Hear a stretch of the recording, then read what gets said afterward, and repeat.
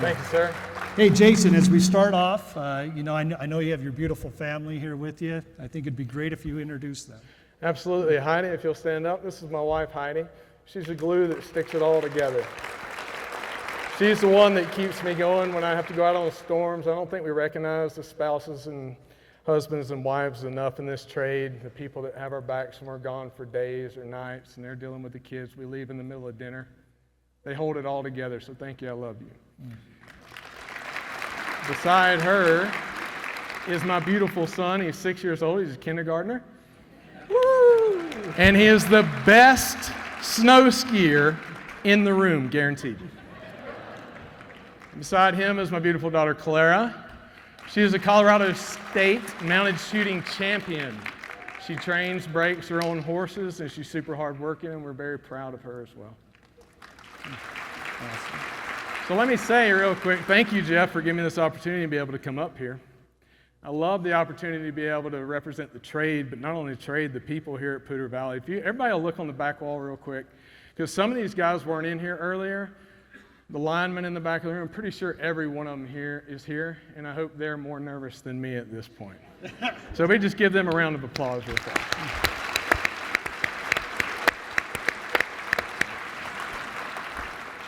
So, Jason, as a lineman, one of the things that I always love to hear, and everyone has their individual story of why they became a lineman, and what does that look like for you? What's your story? Why did you become a lineman? Well, a huge part of some of why I became a lineman is my father and my grandfather were both in the trade, so that made a pretty heavy impact as well. But I lived in Alabama back in the day, and I remember I lived on a row cropping farm. We grew peanuts, cotton, and soybean. And tornadoes and hurricanes would come through and just devastate everything. And I'll never forget, we used to go out and we'd drive around and we'd look at all the power lines down, the trees down, and the houses blown away and the whole 9 yards. And I'd see these guys out there working in these bucket trucks in the wind and the rain. I just thought they were just tough as nails. So I started thinking about that, and I was like, man, I'd love to do that. And I farmed, and I didn't want to leave farming, so it took several years for me to kind of get into this. But I love the trade, and I wanted to be a part of something bigger than myself and help other people and provide for my family, which is obviously number one. And it just turned out to be the best decision I've ever made. We're glad you made that decision, Jason. That's for sure. So just to give a little flavor for everyone out there, what does like an average day look like for you, for the line crew? What does that look like? Sure. It really depends on the day. Some days, if it's a bluebird day, we go in the office, we'll have a job, we'll have a briefing in the morning to tell us like maybe what the guys outside, they're on the outages the night before may have seen or something that happened, or give us a daily log, and we get our material from operations, and we go out and get material and head out to the members to do pole replacements or whatnot. We might be doing fire mitigation or drone maintenance. So a lot of times you see trucks out there in your neighborhoods and they're visiting every pole. They have an iPad and they open it up and it's got red dots in it. And then they select those dots and it tells them what the drone may or may not have found, so they get to go in there and we address issues before they become problems. But the beautiful thing about line work, in my opinion, is you never know what you're going to be doing. You may go in and you can feel the storm brewing. You look up on the foothills, you can see the snow coming and the wind starts picking up. Your bones start shaking and you get nervous and you're like, I don't know what I'm fixing to get into. So that's the beautiful part about it. And you might be out for 2 days, you might be out for a day and a half, who knows, but you go out there and you do what you got to do to get the power back on and protect the members, not only the members, but just the general public. We're out there for everybody, to protect everybody, no matter what the circumstance is. So. That's great, Jason. So when the lights do go out, and it's 4:30 in the morning, and you get that call, and Jason always takes the call. I'll share it with you. I'm sure Heidi's just like, come on, Jason, but I mean he always takes the call. So what is it like to go out and actually restore that power when nobody else wants to be out? Because it's usually not very nice out when you go out. Usually storms, whatever that is. So, well, what is it? Maybe give us a little bit of, what does that feel like? What does that look like when you get the lights back on? Well, we usually, if it happens late in the, early in the morning hours, you kind of hear that. I have my phone set. I don't know if you guys have ever seen the phones. A lot of you have. I know you roll the phone, the rotary old phone. So I have that ringer in my phone, which separates everybody else's. So when it goes off, I know what it is. And I hear that phone go off at 3 o'clock in the morning, and I wake up, and I look at the map, and I'm talking to dispatch, and get my stuff on, and go outside, get in the truck, and leave. And, I've been with a lot of these guys on this back wall back here, and we've just fought through the roughest conditions, 4 foot of snow, the wind's blowing, trucks are burning down, or not burning down, but transmissions are burning up, things of that nature. A lot of times all you have is complications, and you have to be determined, and you have to figure out how you're going to work through those complications to get the job done. And that's the beautiful thing about all these guys in the back room is they never give up. They work as hard as they can, not only for the co-op, but for the people, their family, the people you don't even think about. It's great that we get to actually represent the entire trade every day. Not only that, but every co-op in the nation. And we get to work for the best co-op in the nation.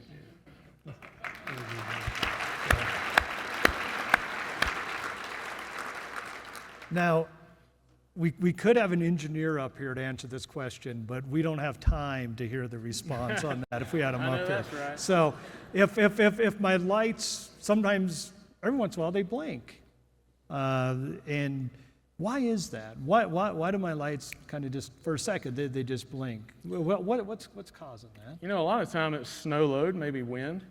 A lot of times, especially this time of year, you'll get snow load on a line and it's cold enough and it's wet enough to where it'll just freeze on that line.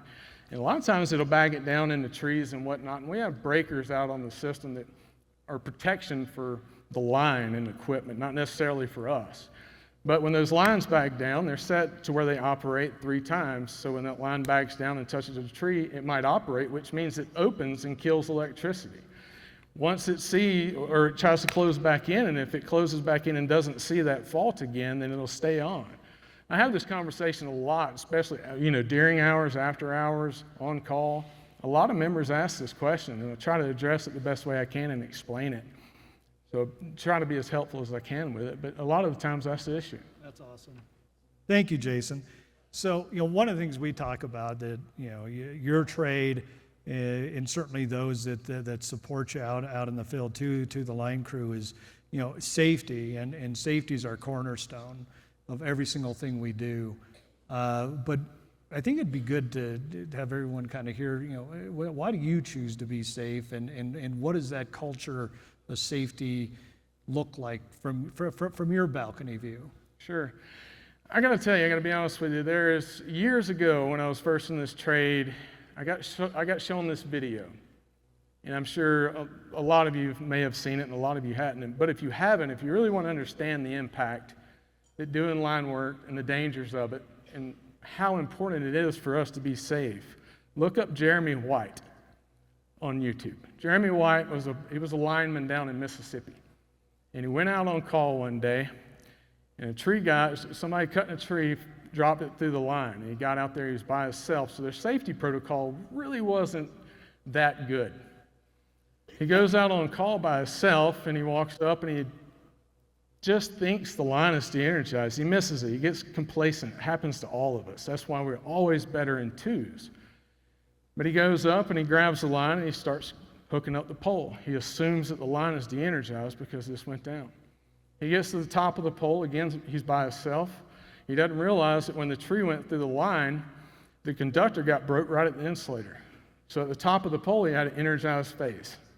So he climbs up at the top of that pole, and he grabs that energized phase, and it burned him up.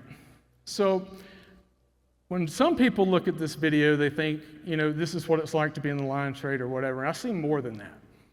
I see, if you watch the video, you really see it. You see his wife on there, you see his coworkers on there, and you'll see the impact it made on these people.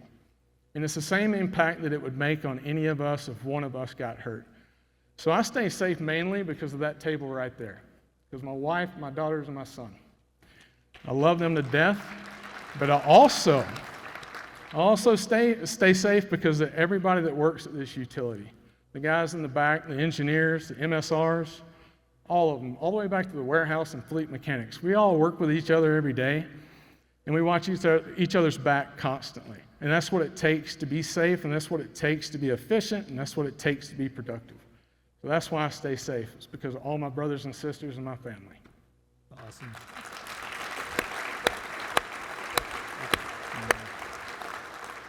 Well, thank you, Jason.